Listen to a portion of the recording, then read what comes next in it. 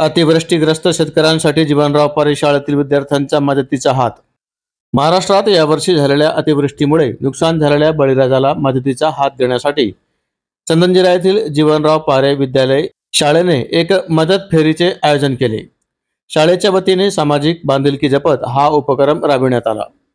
यावेळी चंदनजिरा परिसरातील नागरिकांना मदतीसाठी आवाहन करण्यात आले आणि त्याला परिसरातील नागरिकांनी भरभरून प्रतिसाद दिला। चंदनजिरा येथील मुख्य बाजारपेठेत या मदत फेरीला उत्स्फूर्त प्रतिसाद मिळाला। व्यापारी, भाजीपाला विक्रेते, हातगाडीवाले, कामगार वर्ग, रिक्षा चालक आणि गृहिणी या सर्वांनी या सामाजिक कार्यात सहभागी होत भरीव मदत केली। जमा झालेली ही मदत मुख्यमंत्री सहायता मदत निधी विभागात जमा केली जाणार आहे। या उपक्रमाविषयी बोलताना जीवनराव पारे विद्यालय वर्ग 8वीची विद्यार्थिनी कुमारी मुस्कान मुजाहिद खान म्हणाली की मराठवाड्यातील शेतकऱ्यांचे मोठ्या प्रमाणावर शेतीचे नुकसान झाले आहे। या नैसर्गिक आपत्तीच्या वेळी त्यांना मदतीचा हात देण्यासाठी आम्ही हा उपक्रम आयोजित केला आहे आणि सर्व नागरिकांना मदतीसाठी तिने आवाहन केले आहे। तर विद्यासागर शिक्षण प्रसारक मंडळाचे अध्यक्ष संजय एकनाथराव बोबडे यांनी शाळेच्या या उपक्रमाचे कौतुक केले।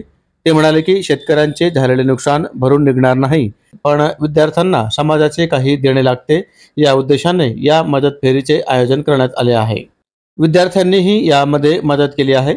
यापुढेही प्रत्येक क्षेत्रातील मान्यवरांनी अशा सामाजिक उपक्रमातून शेतकऱ्यांना मदत करावी अशी विनंती बोबडे यांनी यावेळी केली। या सामाजिक आणि शालेय उपक्रमाचे नियोजन शिक्षक शंकर शेरे आणि नारायण राजे भोसले यांनी केले। यावेळी शाळेचे मुख्याध्यापक सुभाष पारे यांच्यासह शिक्षक आणि विद्यार्थी मोठ्या संख्येने उपस्थित होते। अतिवृष्टीमुळे संकटात सापडलेल्या शेतकऱ्यांसाठी समाजातून मदतीचा हा हात खूप महत्त्वाचा ठरणार आहे। मी मुस्कान मुजाहिद खान। या महाराष्ट्रात यावर्षी अतिवृष्टीमुळे शेतकरी व सामान्य जनतेचे मोठ्या प्रमाणात नुकसान झाले आहे।